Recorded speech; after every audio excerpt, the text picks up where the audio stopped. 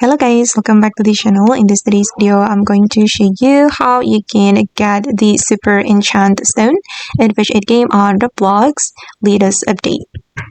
Okay, let's get into it guys. There is a quest or mission to get the Super Enchanted Stone, and the quest is called the Enchanting Discoveries.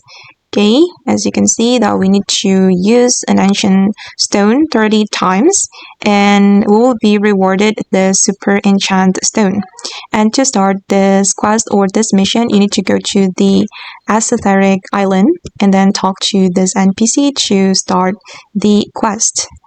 Okay, and then you need to go to the Esoteric Depth using the elevator. Oops, I'm going to pay for the elevator.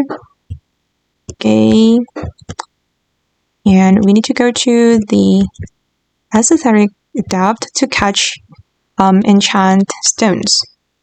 Well, actually, you can also catch the Enchant Stone on the Tropical Grove, but I would like to recommend you to catch the Enchant Stones right here because it will be faster and easier catching the Enchant Stone right here.